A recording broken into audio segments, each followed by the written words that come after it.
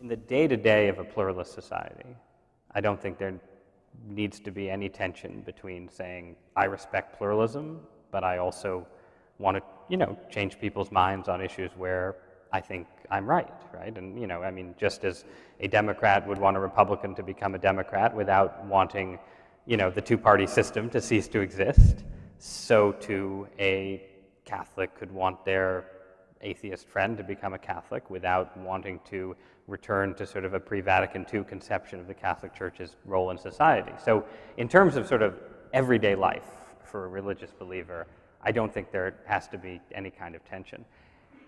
But there is another sense, sort of on a deeper, long-term cultural level, where the claims that religion makes are a little more profound than the claims that the Republican National Committee makes, I hope.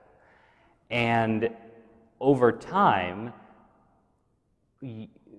religions that take those claims seriously, religious believers who take those claims seriously, will tend to want more than pluralism. And this can, in its darkest form, this can lead to truly terrible places like, the Islamic State, right?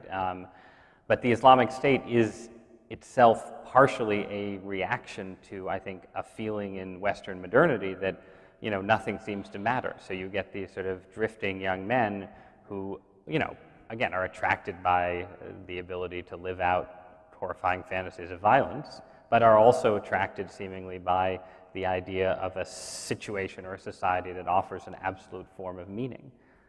So that's sort of the sort of darkest portrayal of where that tendency in religion goes. But just to use your example of, that I think I've heard Christians cite a lot in this context, that we've sort of returned to a period like the Roman Empire, right, where Christianity is one faith among many, and that that offers all kinds of opportunities that were available to the early Christians, and they made the most of them, and so on.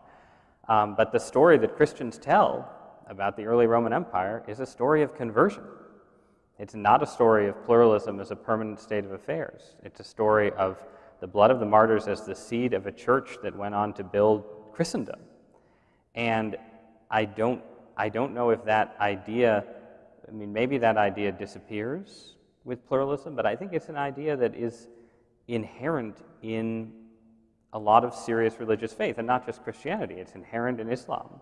Any kind of faith that's rooted in a missionary impulse is going to want a conversion of culture in the long run. So again, in the society we're living in right now, that's a long-term issue, and I spend a lot of time reassuring my liberal friends that Christian fundamentalism isn't a threat to the American order, and so on. So I don't want to push this point too far, because then they'll throw it back in my face and say, "See, it is a threat." But I do think that there are sort of tensions there between what pluralism asks of us and what a lot of Christians going back to the earliest centuries of the faith have thought that the New Testament asks of them, which is to go and make disciples of all nations, and which would mean making disciples of as many people as possible within this nation, which would have inevitably transformative effects that would transform pluralism as well.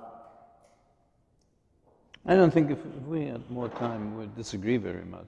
Probably not. I can agree with much of what you say, maybe not some of the details, but I think a strong affirmation of faith in no way means a contradiction to pluralism. On the contrary, it flourishes under pluralism.